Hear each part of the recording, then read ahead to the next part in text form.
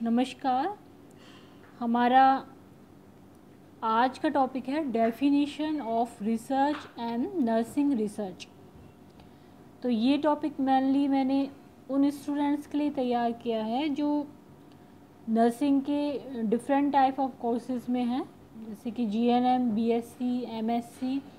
तो उनमें जो रिसर्च सब्जेक्ट होता है उसका जो क्वेश्चन पेपर आता है उसमें कई बार क्या ज़्यादातर ये क्वेश्चन रिसर्च के पेपर्स में होता है कि डेफिनेशन ऑफ रिसर्च या फिर डिफाइन नर्सिंग रिसर्च। तो उसमें हम ऐसी डेफिनेशन सेलेक्ट करते हैं जिसमें वो रिसर्च के सारे फैक्ट्स को या सारे पॉइंट्स को कवर करती है, और स्पेशली यदि उसमें हम ऑथर का नाम लिख देते हैं तो वो स्कोरिंग हो जाता है, मार्क स्कोर हो जाते हैं उसमें।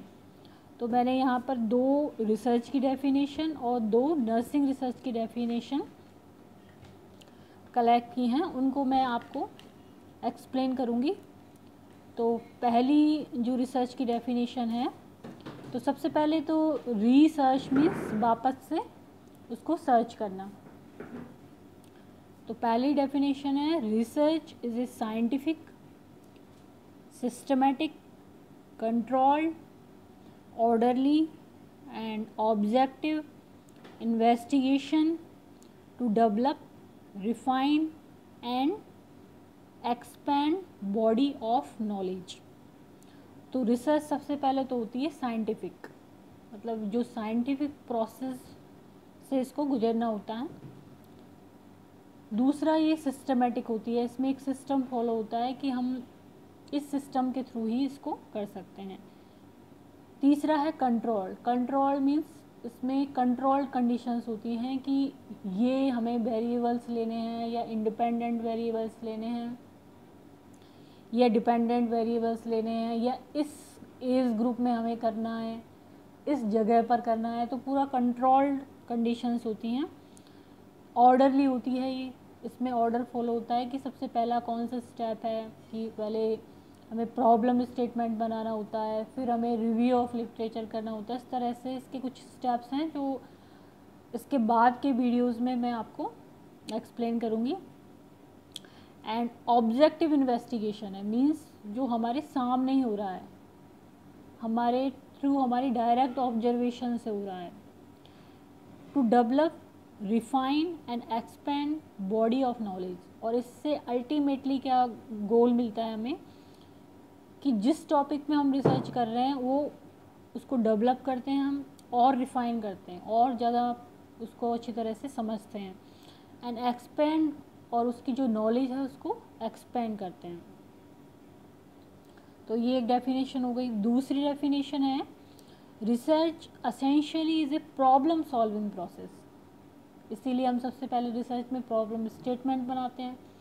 तो ये क्या होता है, प्रॉब्लम लेके फिर हम उसका प्रॉब्लम सॉल्विंग करते हैं।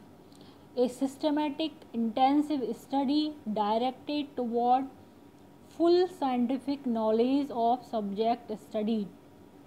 ये एक इंटेंसिव स्टडी है, वही सिस्टमैटिक है, और इसका गोल क्या है कि उसको साइंटिफिक नॉलेज किसी चीज़ के बारे में, जिसके बारे में हम रिसर्च कर रहे हैं, वो गेन करना।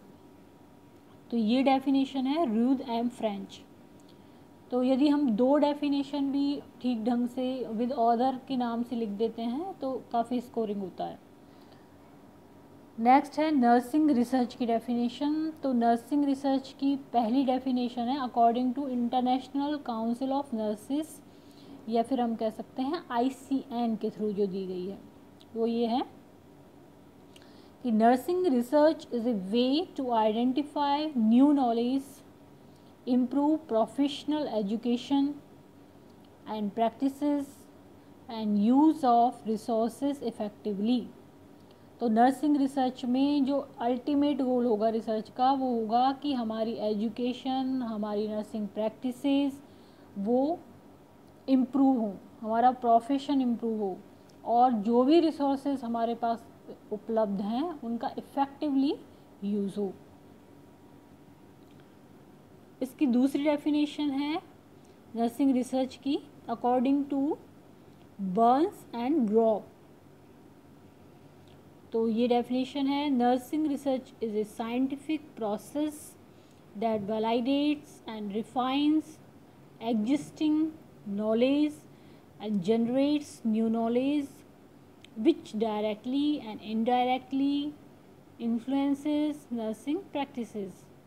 तो वही ये साइंटिफिक प्रोसेस है और एग्जिस्टिंग नॉलेज जो है उसको रिफाइन करता है और अच्छी तरह से उसको प्रस्तुत करता है, एंड जनरेट न्यू नॉलेज, और नई नॉलेज को जनरेट करता है जो कि डायरेक्टली और इनडायरेक्टली हमारी नर्सिंग प्रैक्टिसेस को इन्फ्लुएंस करते हैं, उनको बढ़ाते हैं और इम्प्रूव करते हैं। तो ये हो गया definition of research and nursing research. यदि ये वीडियो आपको पसंद आता है तो इसको लाइक करें, सब्सक्राइब करें, कमेंट करें एंड शेयर करें। Thank you.